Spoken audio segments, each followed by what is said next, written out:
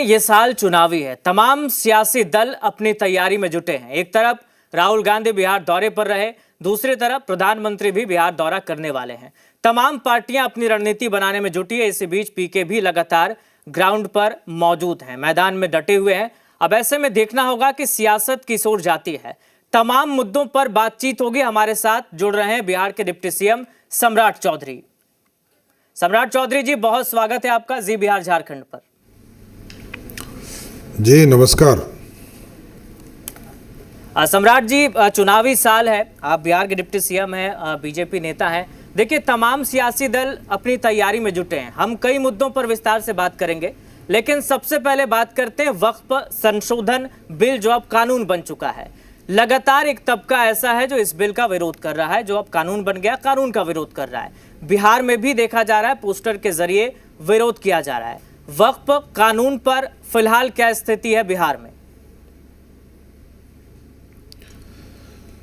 देखिए, देश की जो राजनीति है उसमें कुछ लोग विरोध करने के लिए ही राजनीति में खड़े हैं, चाहे वो कांग्रेस पार्टी हो, राष्ट्रीय जनता दल हो। इन लोगों ने कभी जनता की भलाई का काम नहीं किया। केंद्र की सरकार, याद कीजिए, लगभग 75 वर्ष से अधिक आज़ादी के हुए हैं और उसमें से लगभग 50 वर्ष से अधिक एक पार्टी, कांग्रेस पार्टी ने इस देश पर राज किया। कई पीढ़ियों ने इस देश में राज किया, तुष्टीकरण का काम किया।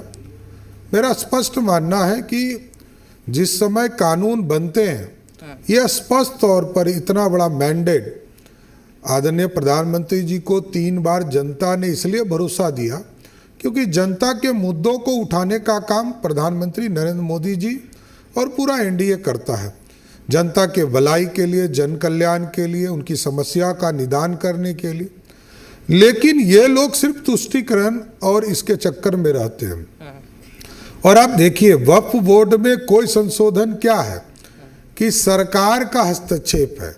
सरकार चाहती है कि ये क्रिस्टल क्लियर होना चाहिए कि यदि वक्फ बोर्ड के जो जमीन उपलब्ध हैं वो जमीन उपलब्ध रहे, उसमें कोई दिक्कत नहीं, लेकिन ये जानकारी तो रहे ना कि ये कहीं दूसरे किसी गरीब पसमंदा मुसलमान के तो जमीन नहीं है, किसी गरीब दूसरे हिंदू समाज के लोगों के तो नहीं है, किसी अन्य जो अति पिछड़े समाज के लोग हैं उनका तो जमीन नहीं है।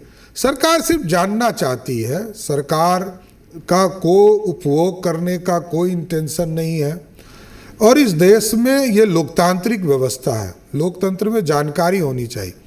क्योंकि आदरणीय गृह मंत्री जी ने स्पष्ट तौर पर कहा कि 17 लाख एकड़ जमीन 2011-12 में हुआ करता था, जो आज बढ़कर 39 लाख एकड़ हो चुका है।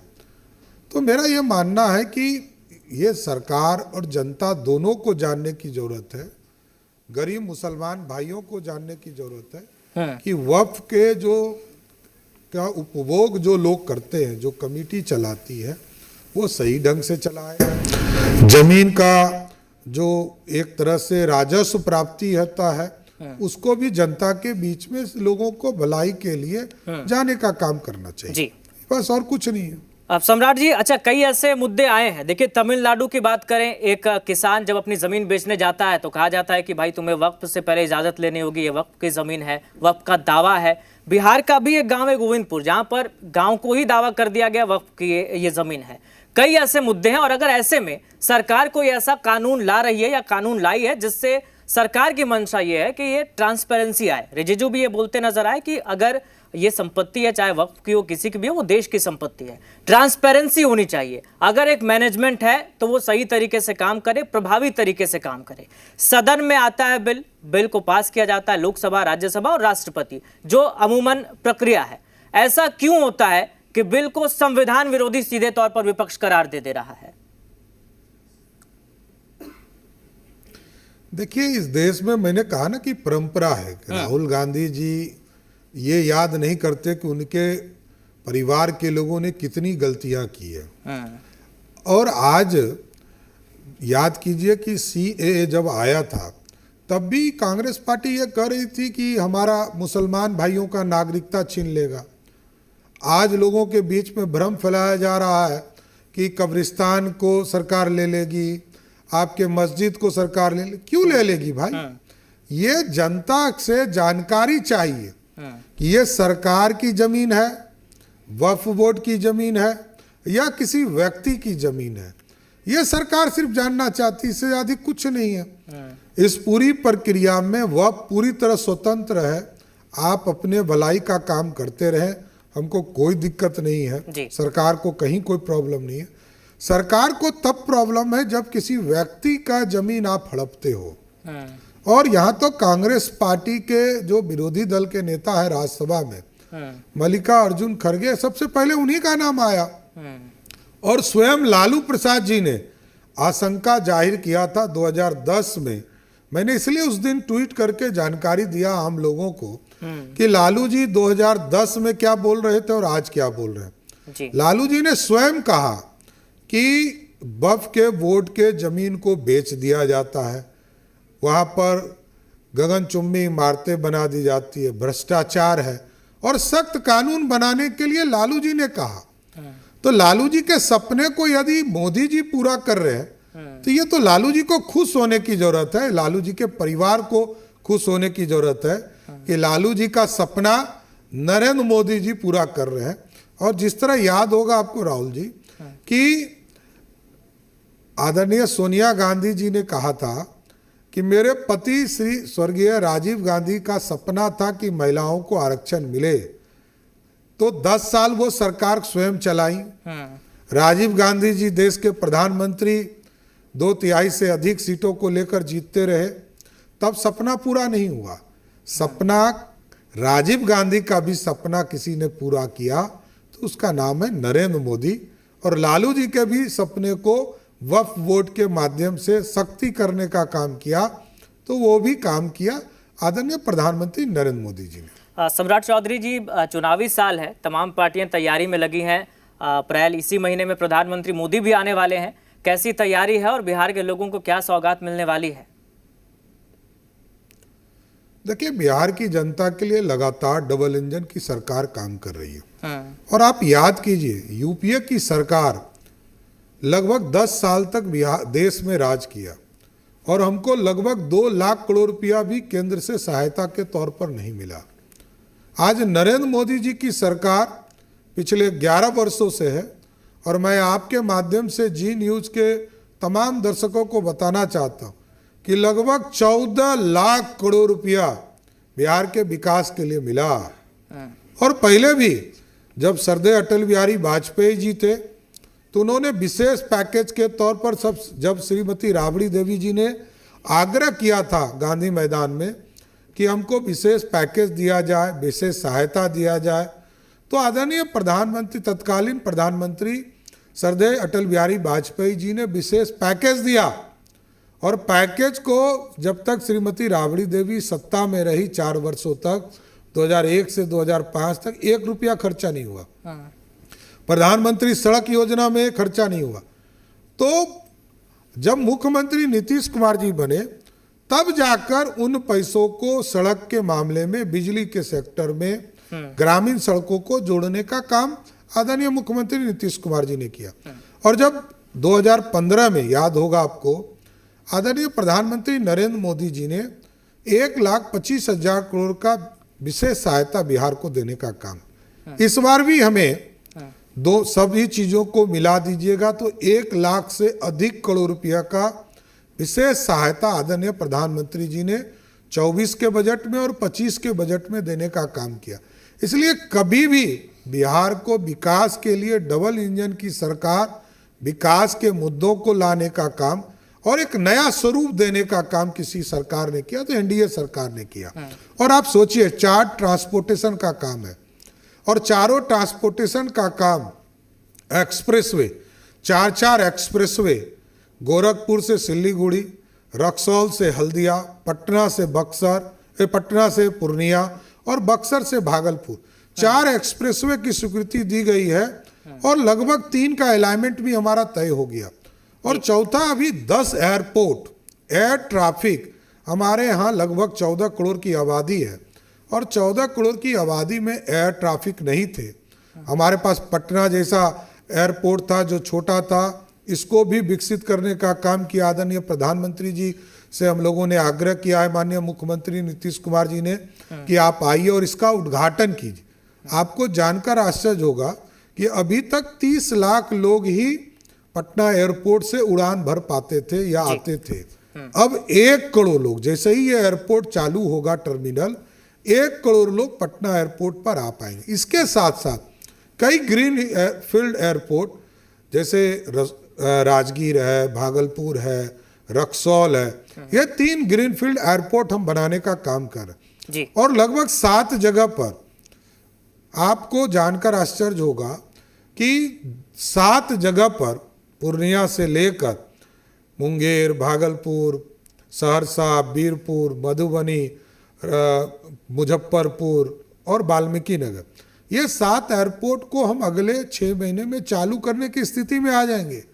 वहाँ पर हम लोगों ने राशि उपलब्ध करा दिया, भारत सरकार का लगभग 200 करोड़ का सहयोग हो गया। और छोटे प्लेन जो 20 सीटर प्लेन है, इसके टेंडर की प्रक्रिया भी कर ली गई। ये बड़ा ही आपको एक बड़ा चेंज दिखेगा कि जो वाटर ट्रांसपोर्टेशन में भी काम चालू हो गया है। पटना से हल्दिया कैसे ट्रांसपोर्टेशन का काम हो, तो आप समझिए रेलवेज, एकदम स्पेशल डेडिकेटेड रेलवेज का काम चल रहा है। कई वंदे भारत चलाने का काम किया है। तो एयरवेज, रोडवेज, रेलवेज और वाटरवेज, ये 4 तरह के रास्ते को सुगम बनाने का काम आदरणीय प्रधानमंत्री नरेंद्र मोदी जी और बिहार के लोकप्रिय मुख्यमंत्री नीतीश कुमार जी के सहयोग से किया जा रहा है। बिल्कुल। सम्राट जी, एक बार आते हैं, चूंकि चुनावी साल है तो बात सियासत की खूब होगी ही। प्रशांत किशोर गांधी मैदान में रैली करने वाले हैं, बिहार बदलाव रैली उन्होंने नाम दिया है। 10 लाख लोगों के आने का दावा कर रहे हैं। इस बार विधानसभा चुनाव की स्थिति थोड़ी अलग है। प्रशांत किशोर की जनसुराज पार्टी इस बार चुनाव लड़ेगी। आपको क्या लगता है, कितना असर दिखा पाएगी जनसुराज पार्टी? देखिए, प्रशांत किशोर जी नए नेता हैं, काम करें, इसमें कहीं दो मत नहीं है। पॉलिटिकल पार्टी उन्होंने अभी जस्ट बनाया है, लेकिन मेरा जरूर ये मानना है कि उन्होंने मैंने देखा था मीडिया के माध्यम से एक सूचना आई थी कि 10 लाख सरकारी नौकरी लोगों को यदि नीतीश कुमार जी दे देंगे तो मैं नीतीश कुमार जी के साथ हो जाऊंगा। तो मैं तो अपने भाई को ये बताना चाहता हूं कि 9,36,000 लोगों को हम लोगों ने सरकारी नौकरी दे दी है और 15 सितंबर के पहले आश्वस्त करते हैं कि 12 लाख सरकारी नौकरी और 38 लाख रोजगार, मतलब हाफ सेंचुरी मारने वाले बिहार में।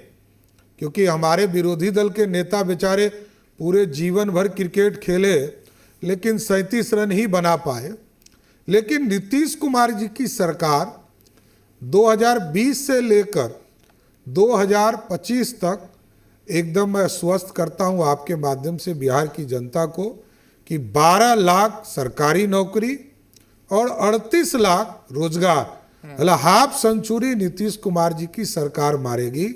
क्योंकि मैं इतिहास में भी देखिए, कंपैरिजन लोग कहते हैं कि 2005 के पहले की बात क्यों करते, कंपैरिजन होना चाहिए। 1990 से लेकर 2005 तक बिहार में 1 लाख लोगों को भी सरकारी नौकरी नहीं मिला। 2005 से लेकर 2020 तक 7,40,000 लोगों को सरकारी नौकरी देने का काम नीतीश कुमार की सरकार ने किया। और 2020 से लेकर 2025 तक 12 लाख सरकारी नौकरी हम दे रहे हैं। और अभी भी 4 दिन पहले आप लोगों ने देखा होगा कैबिनेट की बैठक थी, उसमें एक दिन में 28,000 रोजगार, एक तरह से 28,000 सरकारी नौकरी को नोटिफाइड हम लोगों ने किया कि इसको अगले 6 महीने में इसकी भर्ती की प्रक्रिया पूर्ण की जाए। इसलिए लगातार मैं तो प्रशांत किशोर जी को भी कहूंगा कि आपने ही कहा था, हम लोगों ने नहीं कहा था, कि आपने कहा था कि 10 लाख सरकारी नौकरी देंगे तो मैं नीतीश जी के साथ हो जाऊं। तो इसलिए वो दिन आने वाला है और लिस्ट भी जारी करूंगा। मैंने मुख्यमंत्री जी से आग्रह किया है जी कि 15 अगस्त को ये लिस्ट जारी कर देना चाहिए कि 2020 से लेकर 2025 तक जो सरकारी नौकरी 12 लाख हम दे रहे हैं वो कौन व्यक्ति है, उनको चिन्हित करके उसको जारी करना चाहिए और उनको बताना चाहिए, आम जनता को भी बताने का काम किया जाएगा। बिल्कुल, क्योंकि भाई नौकरी एक ऐसा मुद्दा है ना, इसको लेकर विपक्ष लगातार हमलावर रहता है। अभी देखिए राहुल गांधी बिहार दौरा लगातार कर रहे हैं, आए तो उन्होंने रैली की, पलायन रोको नौकरी दो, संविधान सुरक्षा सम्मेलन में शामिल हुए। दो सवाल मेरे हैं सम्राट जी, क्या आपको ऐसा लगता है कि आज स्थिति ऐसी हो गई है कि अगर सरकार कोई बिल लाती है या कोई योजना लाती है तो बाद में देखा जाता है कि उसमें है क्या, पहले ये ढिंढोरा पीट दिया जाता है कि ये संविधान विरोधी है, संविधान के खिलाफ काम हो रहा है, और संविधान एक ऐसा मुद्दा बना लिया गया है कि उसी के इर्द गिर्द सियासत हो रही है। संविधान सुरक्षा सम्मेलन राहुल गांधी करते हैं और रैली करते हैं। दूसरा सवाल ये है कि आमतौर पर हम देखते हैं जब चुनावी साल होता है तो कोई बड़ा नेता अगर आता है विपक्ष का तो स्थिति ऐसी होती है कि हमें पलटवार करना है या चिंता बढ़ जाती है। लेकिन बीजेपी में ऐसा हो रहा है, बीजेपी के नेता बड़े खुश हैं, वो ये कह रहे हैं कि ये तो हमारा काम आसान कर दे रहे हैं, राहुल गांधी जहां जाते हैं अपने लोगों को हरवा देते हैं। तो क्या स्थिति है कुल मिलाकर अभी? देखिए, राहुल गांधी जी और लालू जी को जब लोग देखते हैं तो लालू जी को देखते हैं तो लोगों को भय पैदा हो जाता है कि बिहार फिर लूटेगा क्या। 15 साल तक लूटा है, स्मिता को बिहार के लूटा है, बिहार के रोजगार को खत्म करने का। आज यदि पलायन शब्द बिहार में आया तो सिर्फ एक ही विलन थे, उसका नाम था लालू प्रसाद जी। लालू प्रसाद जी यदि सत्ता में नहीं आ गए होते तो बिहार के लोग पलायन ही नहीं करते। दूसरी जो सबसे बड़ी बात है कि इस देश में यदि गरीबी है, पिछड़े यदि पिछड़े हैं, दलित वर्ग यदि पीछे हैं, स्वर्ण समाज के लोग यदि गरीब हैं, तो उसका एक ही कारण है कि इस देश में राहुल गांधी जी के 3 पीढ़ियों ने सत्ता चलाया। उनके माताजी, पिताजी, उनकी दादी जी, उनके परदादा जी ने सत्ता चलाया। तो ये लोग जब जनता के बीच में जाते हैं तो हमारा काम आसान हो जाता है, इसमें कहीं दो मत नहीं है।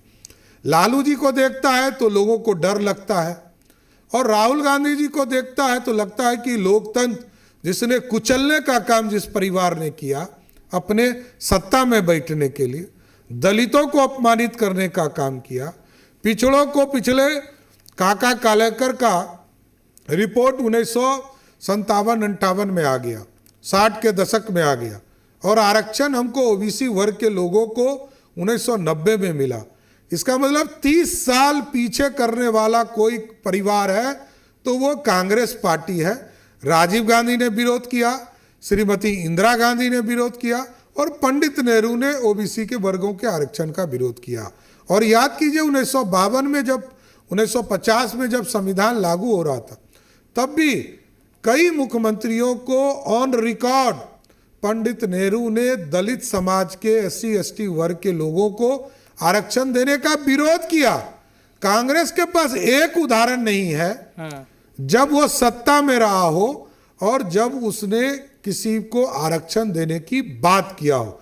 हम जब जब सत्ता में रहे हो, सत्ता के बाहर रहे हो, बीपी सिंह जी यदि प्रधानमंत्री थे तो भारतीय जनता पार्टी के सपोर्ट से थे, और भारतीय जनता पार्टी ने बिल का समर्थन करके इस देश में ओबीसी वर्ग को आरक्षण देने का काम किया।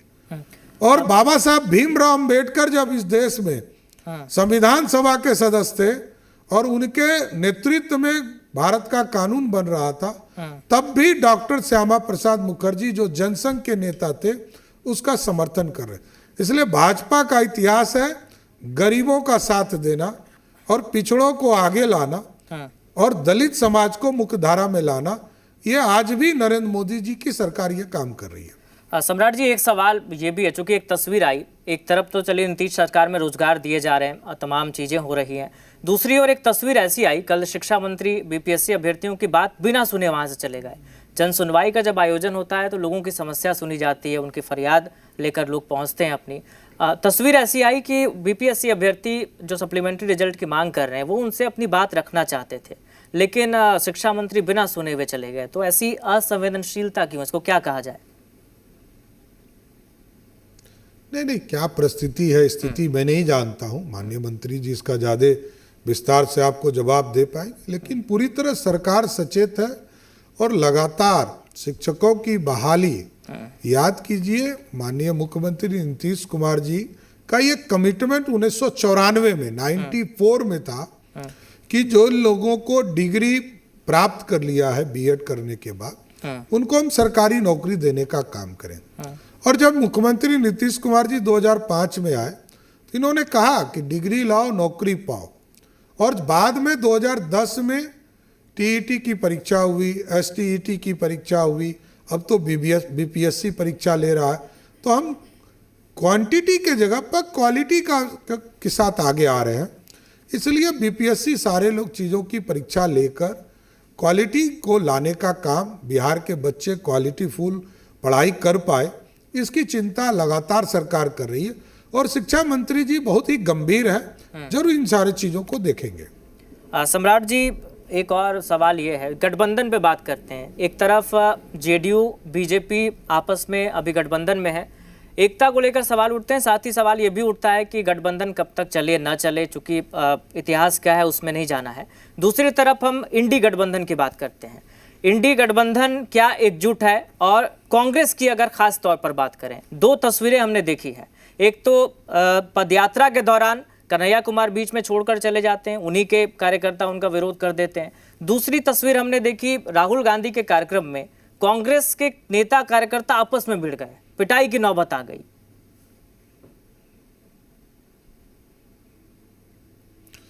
देखिए, सबसे बड़ी चीज है कि बिहार में जो राष्ट्रीय जनता दल है, लालू प्रसाद जी पहले स्वयं हारे, तब उनकी पत्नी श्रीमती राबड़ी देवी जी हारी 3 चुनाव लगातार। अब तेजस्वी यादव जी पिछले 3 चुनाव से बिहार में हार रहे हैं, चाहे वो 19 का चुनाव हो, 20 का चुनाव हो, 2024 का चुनाव हो, और जनता तय करती है। ये लोकतंत्र है। हमारे यहाँ आदरणीय नीतीश कुमार जी के नेतृत्व में हम 96 से काम कर रहे हैं, सभी एनडीए के साथीगण। और भारतीय जनता पार्टी का स्पष्ट मानना है कि बिहार के विकास के लिए, बिहार की समृद्धि के लिए हम समझौते में नीतीश कुमार जी के नेतृत्व में काम करते हैं। और लगातार बिहार की जनता को तय करना है कि कौन मुख्यमंत्री होगा, नहीं होगा। और जहाँ तक कांग्रेस पार्टी है, कांग्रेस पार्टी को यहाँ चुनौती भी नहीं है। लालू जी एक बड़े नेता है, मैं बार बार कहता रहा हूँ। उनके एक फॉलोवर्स हैं, क्योंकि उन्होंने गुंडागर्दी कराया, बिहार में अराजकता फैलाया, अपराधीकरण किया, गुंडों को टिकट देने का काम करते हैं, और एक वोट बैंक पकड़कर रखने का काम किया है तुष्टीकरण करके। वैसे भारतीय जनता पार्टी नहीं होती तो लालू यादव जी की उत्पत्ति ही नहीं होती एज ए मुख्यमंत्री। लालू जी को भी समर्थन देके मुख्यमंत्री भारतीय जनता पार्टी ने बनाया। लेकिन नीतीश और लालू जी में बहुत फर्क है। नीतीश जी ने बिहार के समृद्धि के लिए काम किया, इसलिए आज भी भाजपा उनके साथ खड़ी है। बिहार में आप सोचिए, मैं एक छोटा उदाहरण देता हूं कि बिहार का उत्तर बिहार बाढ़ से डूब जाता था पूरा बिहार, और 1,92,000 क्यूसेक पानी 2008-9 में बाढ़ आया और पूरी तरह ध्वस्त हो गया हमारा 16 जिला। 21 में 16 जिले में बाढ़ की स्थिति थी जी। आज 2024 के सितंबर माह में 6.5 लाख क्यूसेक पानी छोड़े गए नेपाल से, तब भी मात्र हमारे यहाँ 50 पंचायतों में, not in district, only in 50 हमारे जो पंचायत है उन्हीं उसके अंदर पानी आए, और जहां हम लोगों ने रिलीफ और बाढ़ से जुड़े हुए चीजों को पहुंचाने का काम किया जी। तो आप सोचिए कहां बिहार बदल रहा है। इसमें अटल जी का भी बहुत बड़ा सहयोग रहा कि पूरा वेस्टर्न ईस्ट वेस्ट कॉरिडोर बनाने का काम पूरे नॉर्थ बिहार में किया। मोदी जी का कृपा रहा कि उस इलाके में जो पुल की संरचना है उसको आगे बढ़ाने का काम किया। इसलिए मेरा मानना है कि विकास विकास और विकास, इस एजेंडे के सामने कोई कांग्रेस, कोई इंडी गठबंधन और कोई राष्ट्रीय जनता दल टिकने वाला नहीं है। बिल्कुल। एक आखिरी सवाल सम्राट चौधरी जी, जहां से शुरुआत हुई वक्फ कानून को लेकर, तेजस्वी यादव का एक बयान आया बीच में कि अगर आरजेडी की सरकार बनती है बिहार में तो वक्फ को बिहार में इस कानून को लागू नहीं होने दिया जाएगा। व्यवहारिक तौर पर, प्रैक्टिकली तौर पर ये संभव है क्या कि केंद्र अगर कोई कानून लेकर आई, ये कानून पास हो गया है, बिल लेकर आई, कानून बन गया, अब बिहार राज्य में उसे लागू ही ना होने दिया जाए? देखिए, दिक्कत तो यही होती है ना, जिस व्यक्ति को संविधान का ज्ञान नहीं हो तो दिक्कत तो होगा। ये बेचारे थे उप मुख्यमंत्री, मैंने सदन में भी कहा कि ये बेचारे थे उप मुख्यमंत्री, ये मान लिए कि हम मुख्यमंत्री हो गए। नीतीश कुमार जी मुख्यमंत्री हैं। मैंने कहा कि आज भी दो दो डिप्टी सीएम हैं, लेकिन मुख्यमंत्री नीतीश कुमार जी हैं। कैबिनेट में हम उनके सलाहकार हैं और सलाह दे सकते हैं, तो मुख्यमंत्री के निर्णय को कोई चुनौती कैसे दे सकता है? एक, आज देश के संविधान में ये पूरी तरह फेडरल स्ट्रक्चर में ये फिक्स किया गया, पूरी व्यवस्था की गई है। बाबा साहब भीमराव अम्बेडकर ने संविधान की किताब ये लोग लेके चलते हैं, और संविधान में ही लिखा है कि जो भारत के लोकतंत्र का मंदिर है संसद भवन, उससे जो पारित होगा उसको पूरे देश में लागू किया जाएगा।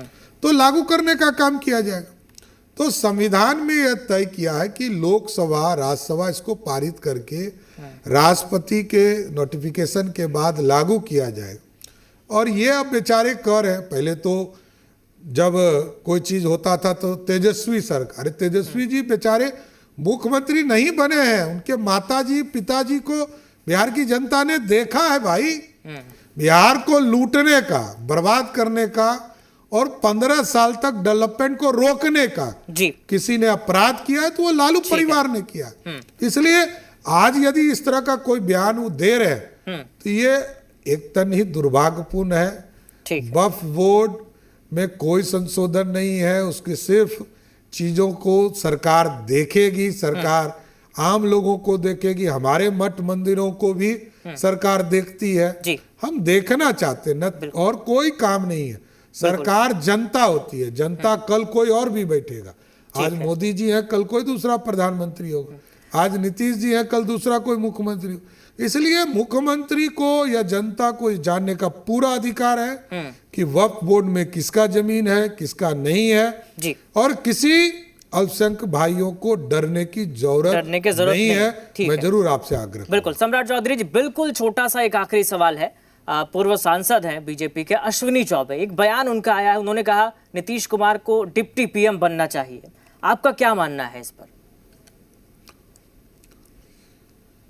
देखिए, पूरी तरह ये अच्छी बात है, उन्होंने आग्रह किया, इसमें कहीं दो मत नहीं है, लेकिन ये लोकतंत्र है और भारत में आज हमारे देश के यशस्वी प्रधानमंत्री जी पूरे सक्षमता के साथ देश को चलाने का काम करें और आदरणीय नीतीश कुमार जी के नेतृत्व में हम बहुत संतुष्ट होकर बिहार की सरकार चला रहे हैं। और बिहार जो खटारा बिहार लालू जी ने बनाया था, उसको आज मर्सिडीज चलने वाला बिहार नीतीश कुमार जी ने बनाया है और इसको आगे बढ़ाने का काम नीतीश जी लगातार कर रहे हैं। यही सबसे बड़ा है कि बिहार की सेवा वो करते रहे। चलिए, बहुत शुक्रिया सम्राट चौधरी जी, वक्त निकालने के लिए, हमसे बातचीत करने के लिए बहुत शुक्रिया आपका। बहुत बहुत धन्यवाद।